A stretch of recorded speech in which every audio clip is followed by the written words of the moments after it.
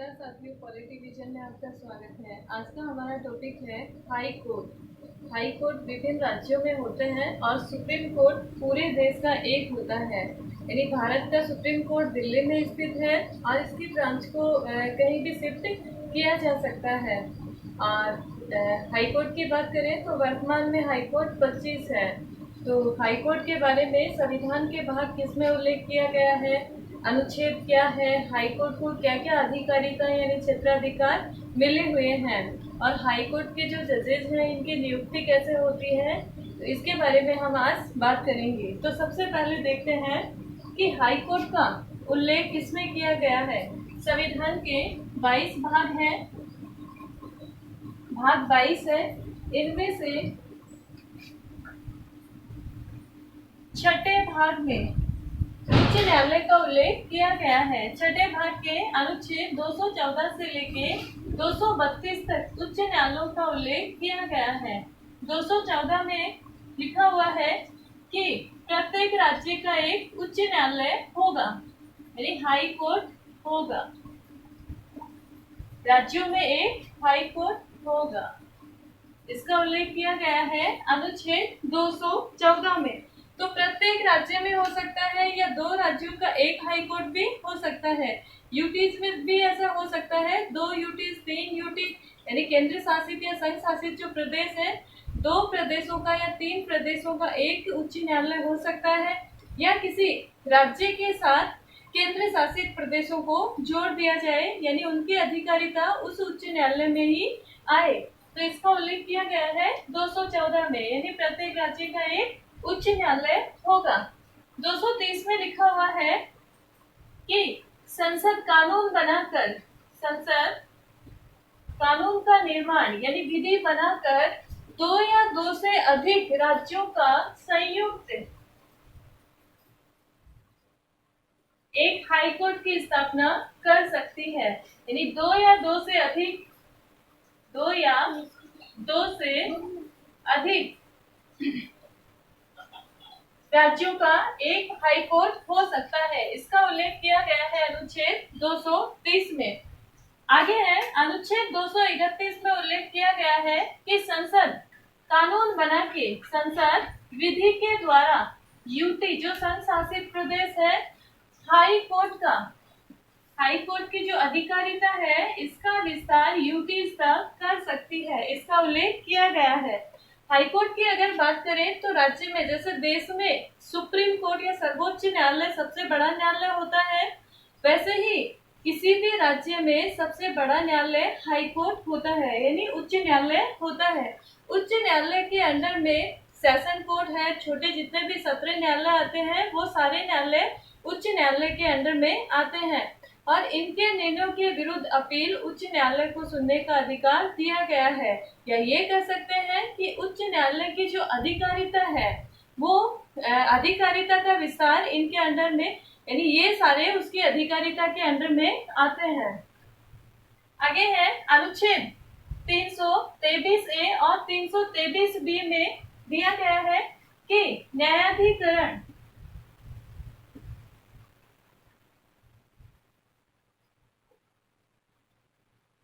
High court चाहे तो जो न्यायाधिकरण है यहाँ तक अपनी अधिकारिता का विस्तार, यानी न्यायाधिकरण जो छोटे न्यायालय होते हैं इनके निर्णयों की समीक्षा हाई कोर्ट में की जा सकती है। इसका उल्लेख किया गया है अनुच्छेद 323A और 323B में।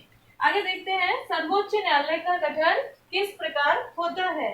तो सबसे पहले हम सर्वोच्च न्यायालय जो हाई कोर्ट जो होता है, हाई कोर्ट के गठन की बात करेंगे उच्च न्यायालय की। तो उच्च न्यायालय का गठन किस प्रकार किया जाता है, कैसे इसका गठन, इसका उल्लेख किया गया है संविधान के अनुच्छेद 216 में।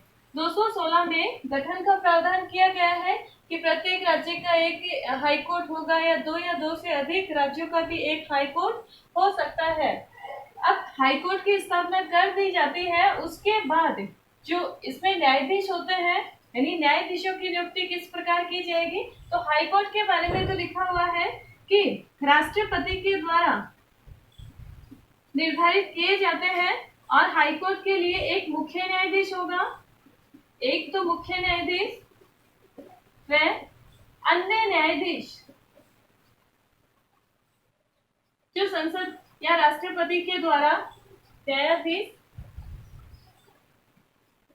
उनकी संख्या तय की जाती है, उनसे मिलके किसी भी राज्य के हाई कोर्ट का निर्माण होता है, एक मुख्य न्यायाधीश और अन्य न्यायाधीशों से मिलके। और ये डिसाइड किया जाता है राष्ट्रपति और सर्वोच्च न्यायालय के द्वारा। राष्ट्रपति डिसाइड करेंगे कि किस राज्य के उच्च न्यायालय में कितने न्यायाधीश होने चाहिए।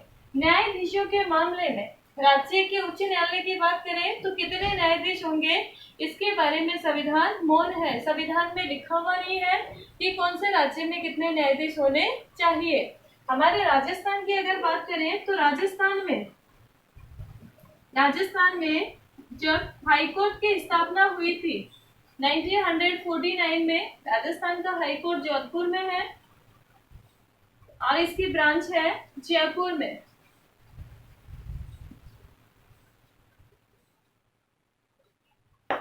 राजस्थान हाईकोर्ट में शुरुआत में 11 अन्य न्यायाधीश थे और एक मुख्य न्यायाधीश, टोटल 12 न्यायाधीश थे। और वर्तमान में अगर बात करते हैं तो 49 तो अन्य न्यायाधीश है और एक मुख्य न्यायाधीश है।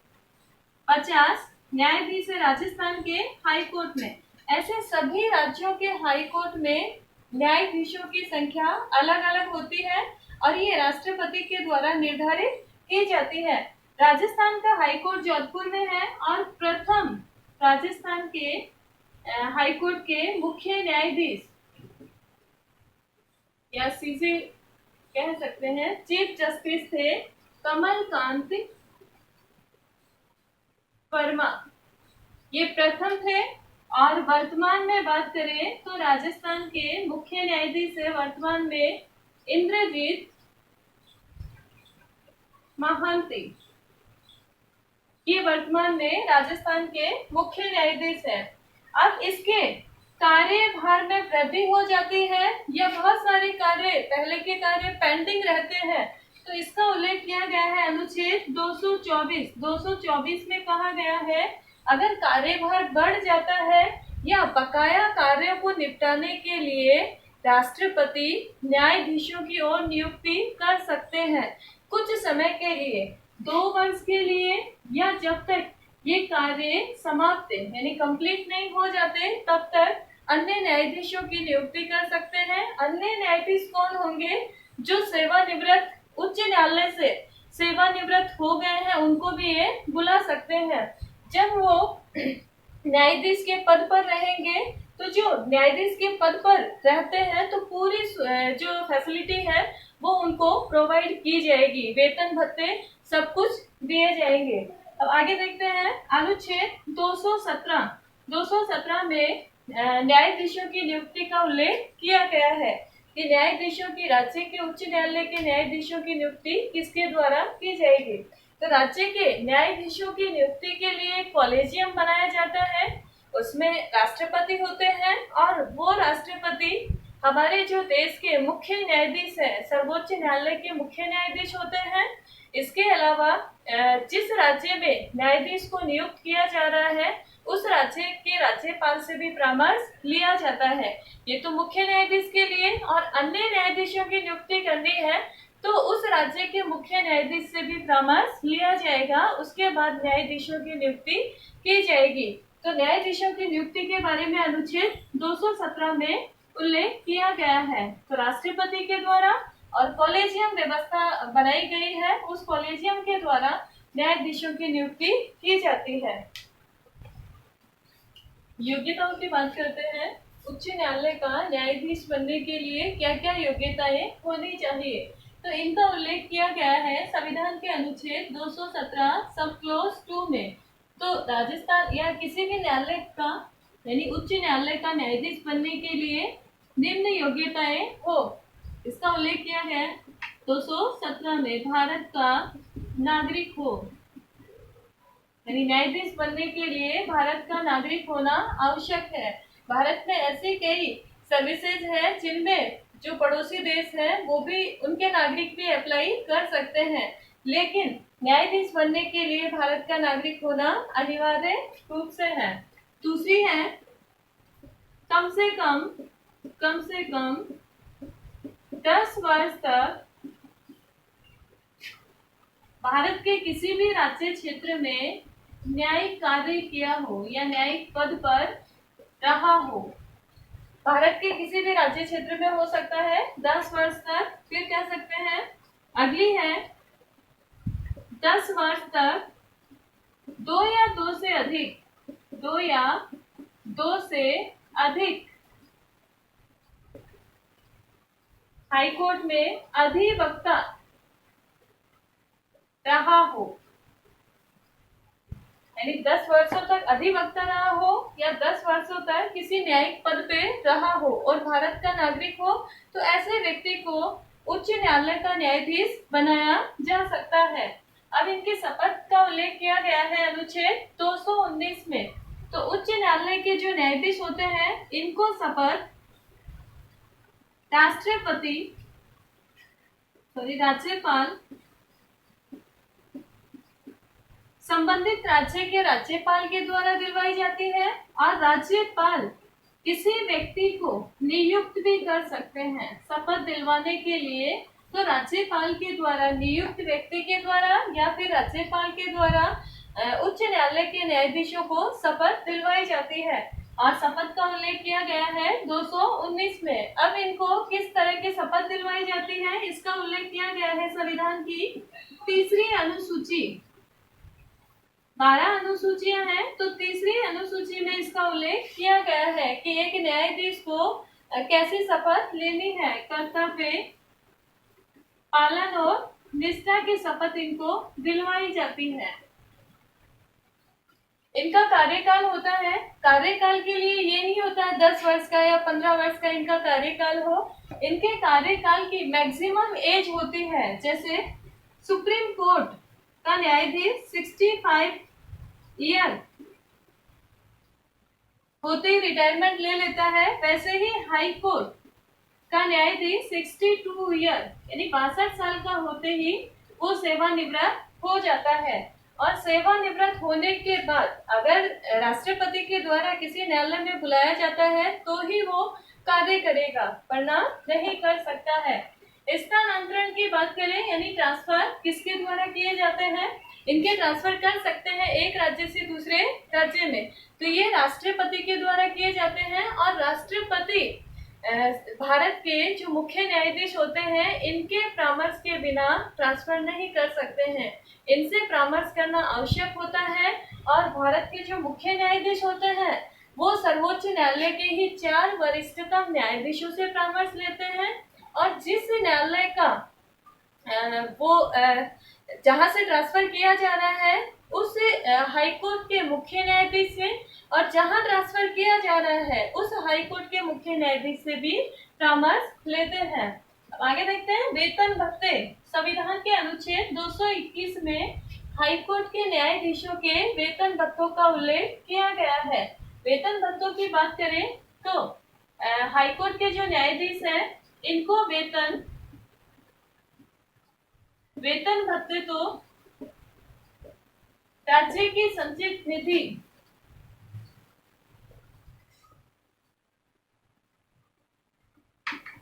निधि से दिए जाते हैं। और पेंशन की अगर बात करें तो पेंशन भारत की संचित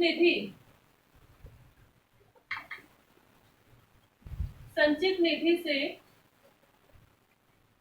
पेंशन उच्च न्यायालय के न्यायाधीशों को भारत की संचित निधि से दी जाती है और वेतन भत्ते राज्य की संचित निधि से दिए जाते हैं।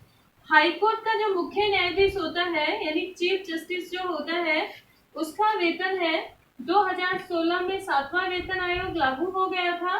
तो 7वां वेतन आयोग लागू होने के बाद उसका वेतन है 2,50,000 रुपए प्रति माह है। इसके अलावा निःशुल्क आवास और भी कई सुविधाएं इनको प्रोवाइड करवाई जाती है। और अन्य न्यायाधीशों का वेतन है 2,25,000 रुपए प्रति माह वेतन है। और जब तक ये अपने पद पर बने रहते हैं इनके वेतन भत्तों में कोई भी हानिकारक परिवर्तन नहीं किया जा सकता। जितने वेतन भत्ते तय किए गए हैं संसद के द्वारा, वो वेतन भत्ते इनको देने आवश्यक होते हैं। अब आगे देखते हैं। अनुच्छेद 223 में उल्लेख किया गया है कि किसी भी हाई कोर्ट में राष्ट्रपति के द्वारा कार्यकारी मुख्य न्यायाधीश की नियुक्ति की जा सकती है। अब ये कार्यकारी मुख्य न्यायाधीश किनमें से नियुक्त किया जाएगा? उससे हाई कोर्ट के अन्य न्यायाधीशों में से कार्यकारी मुख्य न्यायाधीश बनाया जा सकता है। किस बेस पे बनाया जाएगा? मुख्य न्यायाधीश अगर अपना कार्य करने में असमर्थ है, अस्थायी है या अनुपस्थित है, तो जब तक वो अपने पद पर नहीं आते हैं कार्य करने के लिए, तब तक कार्यकारी मुख्य न्यायाधीश राष्ट्रपति के द्वारा नियुक्त किए जा सकते हैं। इसके अलावा इनका कार्यकाल 62 वर्ष का है और ये समय से पूर्व यानी 62 वर्ष से पहले भी अपना त्याग पत्र दे सकते हैं। हाई कोर्ट के जो न्यायाधीश होते हैं वो अपना त्याग पत्र राष्ट्रपति को संबोधित करके देंगे और शपथ दिलवाई जाती है राज्य के राज्यपाल के द्वारा। तो ऐसा क्वेश्चन पूछ सकते हैं कि किसी भी हाई कोर्ट के जो न्यायाधीश है वो अपना त्याग पत्र किसको संबोधित करके देंगे? तो दिमाग में सीधे से आता है कि हाई कोर्ट है तो राज्य का राज्यपाल होगा, लेकिन ऐसा नहीं है। हाई कोर्ट के न्यायाधीश राष्ट्रपति को संबोधित करके अपना त्याग पत्र देते हैं और शपथ दिलवाई जाती है उस राज्य के राज्यपाल के द्वारा। अब हम देखते हैं कि विभिन्न राज्यों में उच्च न्यायालयों की स्थापना कब की गई थी। विभिन्न जो उच्च न्यायालय हैं इनकी स्थापना कब हुई थी? बॉम्बे, कोलकाता, मद्रास इनकी सबसे पहले 1862 में की गई थी। तीनों की एक साथ हुई है और इस समय अंग्रेजों का शासनकाल था। अब बॉम्बे जो हाई कोर्ट है इसकी अधिकारिता में महाराष्ट्र, गोवा, दादरा नगर हवेली, दमन व दीव ये क्षेत्र आते हैं। दादरा नगर हवेली, दमन व दीव यूटी है यानी केंद्र शासित प्रदेश है। कोलकाता की स्थापना 1862 में हुई और इसकी अधिकारिता में यानी वेस्ट बंगाल तो है ही और अंडमान निकोबार द्वीप समूह और ये अंडमान निकोबार द्वीप समूह जो है ये एक यूटी है और इसके अलावा वेस्ट बंगाल यानी पश्चिमी बंगाल आ गया। मद्रास 1862 में, तमिलनाडु और पुडुचेरी ये भी यूटी है यानी केंद्र शासित प्रदेश है। इलाहाबाद की हुई 1866 में, यूपी सिंगल का है। कर्नाटक की हुई 1884 में, ये केवल कर्नाटक का ही हाई कोर्ट है, केवल एक अधिकारिता ही आती है एक क्षेत्र में ही। पटना की हुई 1916, बिहार में। जम्मू कश्मीर 1928 में, ये जम्मू कश्मीर पहले राज्य था अब केंद्र शासित प्रदेश बन गया है। पहले 7 केंद्र शासित प्रदेश थे और वर्तमान में 9 केंद्र शासित प्रदेश हो गए हैं। जम्मू कश्मीर और लद्दाख भी केंद्र शासित प्रदेश बन गए हैं। आगे है गुवाहाटी। 1948 में यहाँ हाईकोर्ट की स्थापना हुई और गुवाहाटी हाईकोर्ट की अधिकारिता के अंतर्गत असम, अरुणाचल प्रदेश, नागालैंड, मिजोरम, इसके अलावा मणिपुर, त्रिपुरा, मेघालय ये भी आते थे, लेकिन अब इनमें इनके लिए अलग से हाईकोर्ट की व्यवस्था की गई है, इसलिए इनको हटा दिया गया है। अब ये 4 क्षेत्र आते हैं। ओडिशा 1948 में हुई थी, केवल ओडिशा ही आता है इसमें। राजस्थान हाईकोर्ट की स्थापना हुई 1949 में, केवल राजस्थान का सिंगल का है और राजस्थान का जो हाईकोर्ट है वो जोधपुर में स्थित है और इसकी ब्रांच है जयपुर में। जयपुर राजस्थान की राजधानी है। एमपी में 1956 में स्थापना हुई, ये केवल मध्य प्रदेश का ही है, सिंगल राज्य का है, इसमें यूटी और कोई अलग से दूसरा राज्य शामिल नहीं किया गया है। कोची 1956 में, केरल लक्षद्वीप, ये लक्षद्वीप भी एक यूटी है यानी केंद्र शासित प्रदेश है। तो केंद्र शासित प्रदेश की अगर बात करें तो दिल्ली में उच्च न्यायालय है, बाकी सभी में, जम्मू कश्मीर में है, बाकी सभी किसी न किसी हाई कोर्ट की अधिकारिता में